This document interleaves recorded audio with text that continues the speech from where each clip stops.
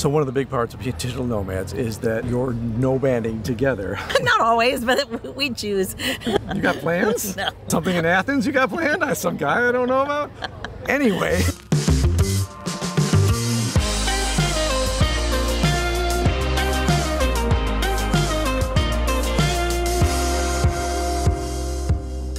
Welcome back to Find Gina Marie.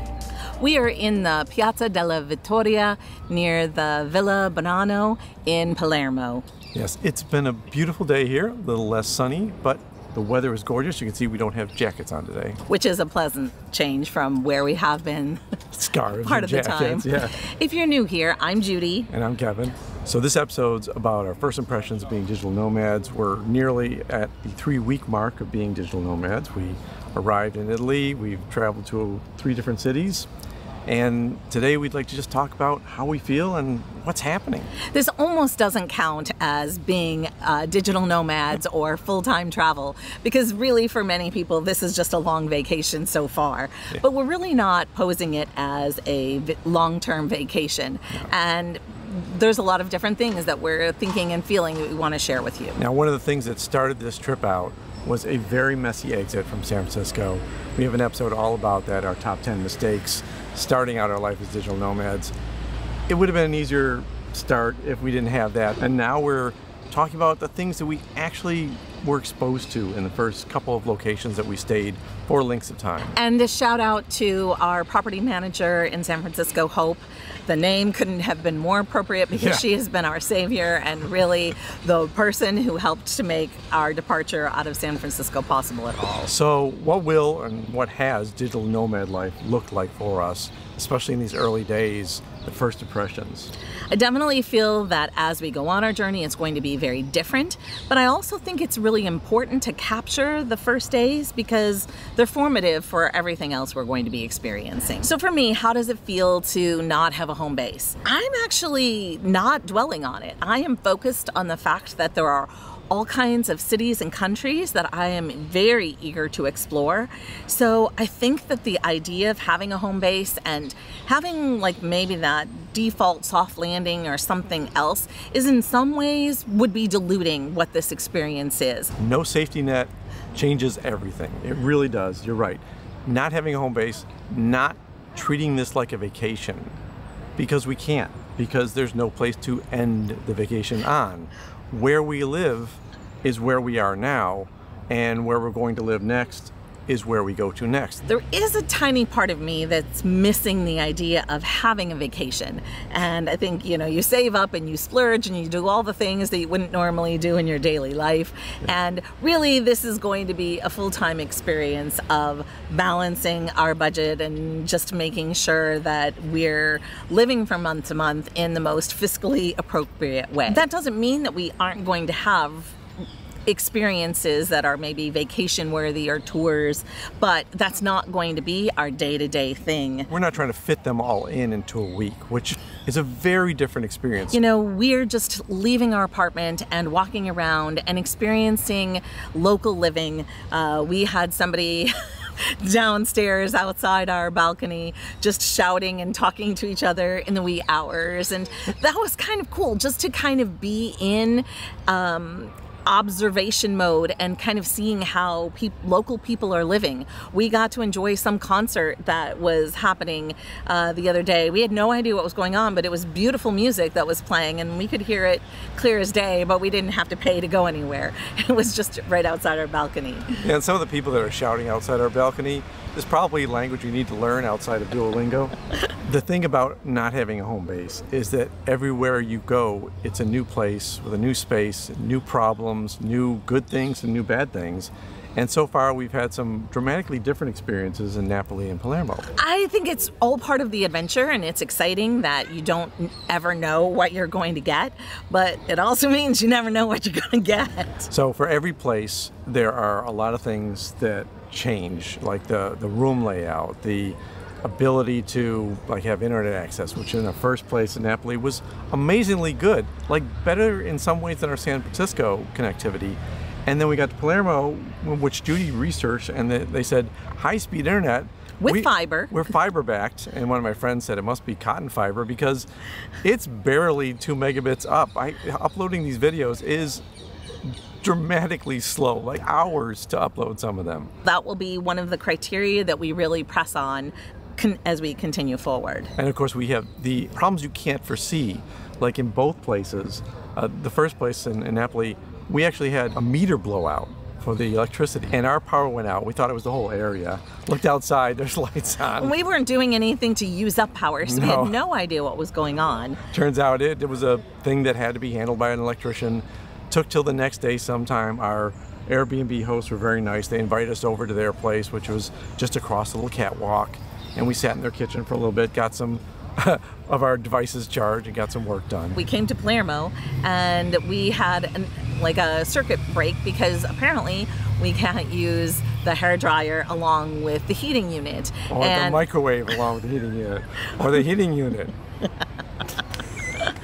2 heating units together, No. They did say that second heating unit wasn't working. They did. But now I'm thinking maybe it was because they don't have the voltage. They can't handle 2 heating units. And what about the bathroom situation? So we've been to a lot of European hotels that have very small bathrooms. Like you have to squeeze by each other to get through to the other side, yes. And I really wasn't worried about that. But the shower in Palermo is so tiny. I feel like we're kind of walking into a stand-up coffin, or I don't know. It's just a very weird feeling because there's not room to do anything in there. But well, the one in Napoli was at a circular door, so you felt like you were in this tube. And that one was okay, not a lot of room, but there also was a small water tank. So if anyone took a little bit too hot of a shower for a little bit too long, the other person was out. You know, like cold shower or just don't. And they were not long showers, no matter what. No, so. I mean, like we're trying to be very conservative about these things. And that's the same thing with the kitchens. You don't know what you're going to get in the kitchens. You don't know what kind of utensils you're going to get. You don't know how much space you're going to get on the stovetop, or how many burners work in which way, you know. So all these things are very unique, and you can do your homework and try your best, but you're just going to have to deal with them. And if we book for 4 weeks at a place, we deal with it for 4 weeks. Sometimes it's not such a big deal, sometimes it is, and sometimes you just have to go with the flow, because no place so far has had a vegetable peeler. It's not available in our backpack and our suitcase carry-on. You say that, but I'm actually have some of those items in our Amazon cart to ship to our daughter, which brings up another point. Well, we'll talk about that a little bit later in the video. So, kitchen, bathroom, deal with that stuff. The thing we do a lot is we work on scripts, we work on these videos.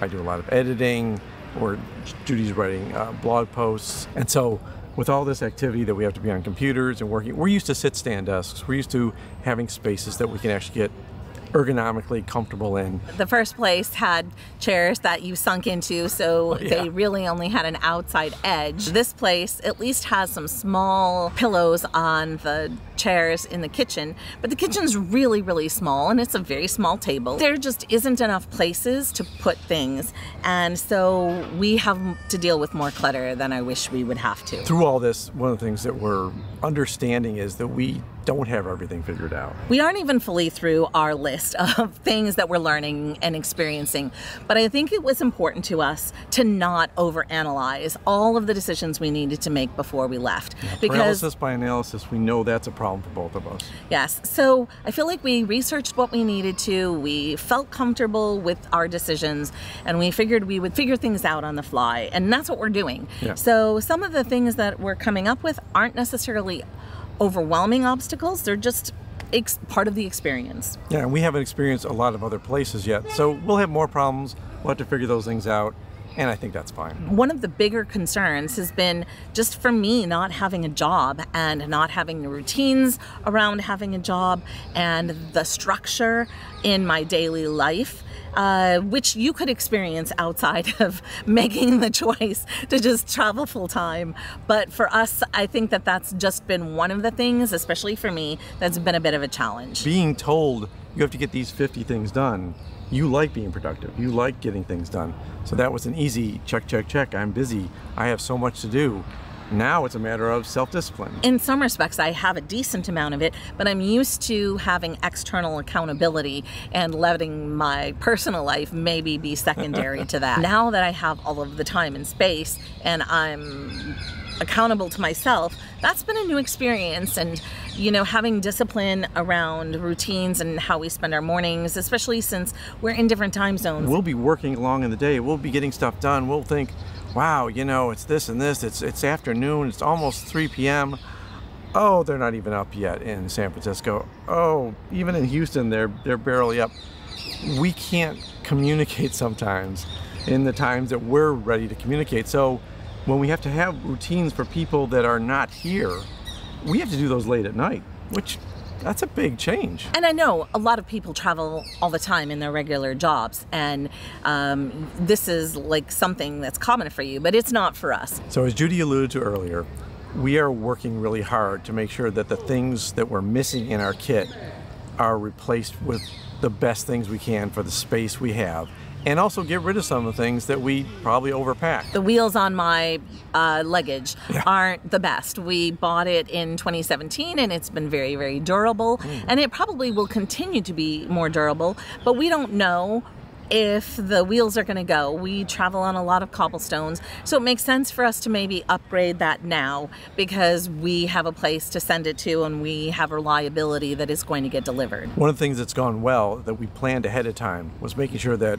whatever mail, important documents, everything else could be handled, and we use a service called My Traveling Mailbox. Not sponsoring us, but you can if you want. It's been working out really well. Like, we had an important document for our son that we had to have forwarded, so it comes to their service. We can see the envelopes, we can forward it on, we can open envelopes, have them scanned, or we can just get rid of all our junk mail, which that in itself is kind of nice, you know? No catalogs, no junk mail, just it's all gone. So we are budgeting in a much more constricted way than we have had in the past. Again, because I don't have a job, we're, you know, trimming some of our finances in order to be doing all of this, and that's a different experience. We're also cooking more and eating out less. How we balance that has also been something to learn, especially because we're in a food capital of the world. Of course I'm going to eat the food and experience the delicious things that each country is going to have to offer. Yeah, local culture, you have to be out there experiencing that. So we understand that there's this balance of spending enough so that we experience where we are, and yet spending a little bit of time doing things ourselves so we're not always paying for everything. But we aren't paying for an apartment. We aren't paying for utilities. We aren't paying for a lot of things that we were back in San Francisco. So we also understand that where we live is our monthly budget. We've touched on it in the past, the whole idea of geographic arbitrage, where you stay in places that are less expensive, or you move across the globe in little hops that are more affordable, and it helps you to get to the next place and the next place. And maybe find places that are a little warmer during the cold months of the year. That's part of it too. So we really could use your help in figuring out where to go next. People have mentioned Turkey and Egypt and Albania, and I don't even know where else. I know that there are a lot of people who have traveled to more interesting places than we've been so far, and so we'd love to hear what your recommendations are on places that are cost effective for us to travel to from the Athens, Greece, Italy area. So one of the big parts of being digital nomads is that you're nomading together. Not always, but we choose to do it together. Well, we are nomading together. You got plans? No. Something in Athens you got planned? Some guy I don't know about? Anyway, our relationship has always been very strong. We got a very big anniversary coming up. 39 years. Yes. And our relationship throughout COVID has shown to be very good. I mean, we've always communicated, we always talk to each other. But this is unique, this is different. Yeah, there's a lot more emotions that we're experiencing. There's some insecurities that we are each dealing with individually. And although I think we talk a lot, I think that sometimes it is really hard to be in such close quarters and open up maybe as much as you need to. And, you know, just the other day we had we don't fight. We do fight, but this wasn't a fight. It's more the idea of, you know, well, I wasn't comfortable expressing some of my feelings initially, and there's things that that we're continuing to learn about ourselves. And I asked her, because I could tell there was something going on. She's like, no, it's fine. It's like, you know, fine is not a good word. That means something is not being said. But I kind of needed to process my feelings. There were circumstances that evening that maybe didn't feel like this was the right time to bring things up, but neither of us really are people that we keep our emotions to ourselves and don't address them. She's very Italian. She lets me know every time. That's why when something's not being said, I'm very concerned. I could spend way too much time in our apartment in San Francisco without ever going outside. But I think here it's really important for us to balance experiencing the cities that we're in alongside just the regular mundane way of living as locals. We don't want to be someplace for a month and then not really have experienced what it's like. Now, what did you see? 4 walls in our apartment. Right, but that's part of what slow travel is, yeah. Right? We're not planning to see every single site that's available in a city. Just going out and getting fresh air, it can get very claustrophobic. You know, if you're trying to get work done, you're trying to get episodes done, you're trying to get writing done, and that's all you do. We found out we needed to step out, get a cappuccino, get some dolce. That's one of the things that I think has been really ironic. One of our most precious times for us to connect has been over cappuccino. A cappuccino time video, yeah. But we've just been figuring out places, and there are some places that are bars, and we've just stood. We haven't had a leisurely occasion to just dream and talk, and we've really been missing that. We've had a few occasions, but for the number of days that we've been traveling, they've been too few and far between. And today we did manage to go someplace and have a little pizza and a cappuccino, and you know, it's such a great way to start the day. Yeah, definitely. So, really important question for you. We want to know in the comments, what do you think about our journey? Is it exciting? Is it scary? Is it terrifying? Would you do this? We'd love to hear from you. We'd love to hear your thoughts, because we're loving it, but we hear from a lot of our friends and relatives that they think it's insane. So if you haven't already, please consider subscribing so you don't miss a single episode of our journey. We hope you'll also check out our blog. I have a Judy's Journal with daily musings about our experiences that you don't want to miss. You can find them on findingginaMarie.com. And until next time. Until next time.